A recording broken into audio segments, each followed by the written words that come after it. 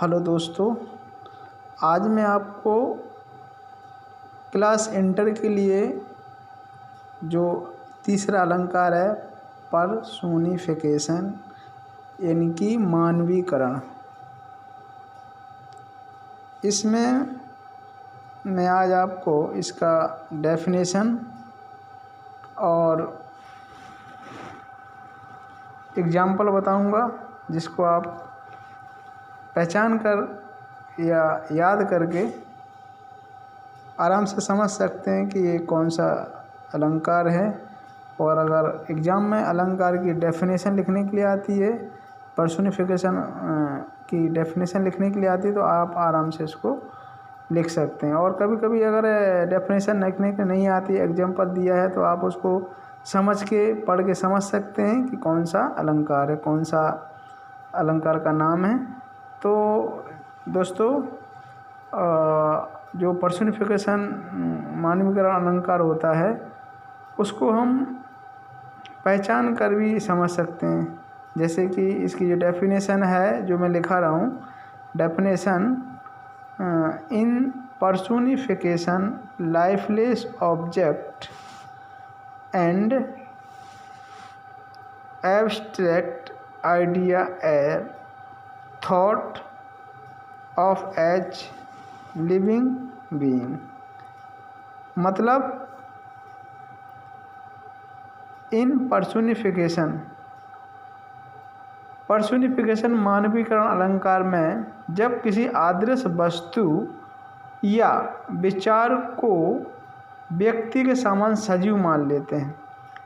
इन personification lifeless object मतलब एक आदर्श वस्तु या उसके विचार को व्यक्ति के समान कैसे सजीव मान लेते हैं, तो वहाँ पर मानवीकरण अलंकार होता है।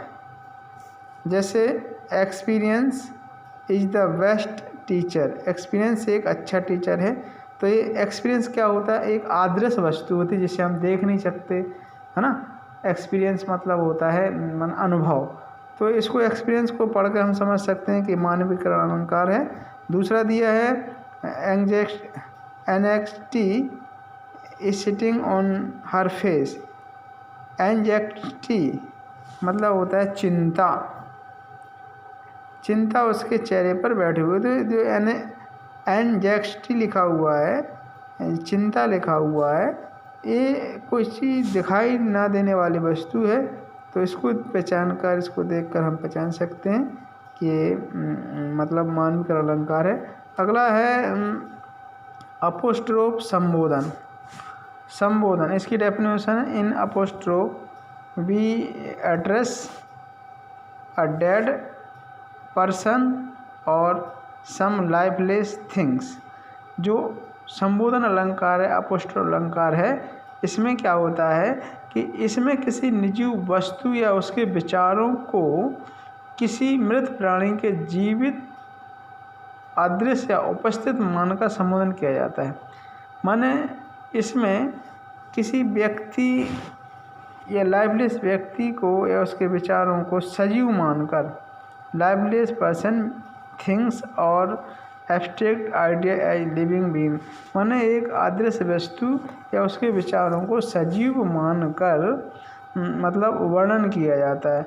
जैसे O grave where is the victory, है ना। तो इसमें ओ वर्ड का जो उच्चारण हुआ है, उसको पहचान कर हम समझ सकते हैं कि यहाँ पर संबोधन अलंकार है। तो दोस्तों, आज के लिए बस इतना ही। और अगर आपको ये चैनल पसंद आता है, ये अलंकार पसंद आते हैं, तो आप चैनल को लाइक और सब्सक्राइब अवश्य करें। जय हिंद दोस्तों। ज़्यादा से ज़्यादा शेयर करें, लाइक करें, सब्सक्राइब करें, जिससे मैं आगे और भी जो अच्छे वीडियो हैं वो आपके लिए ला सकूं। जय हिंद दोस्तों, नमस्कार।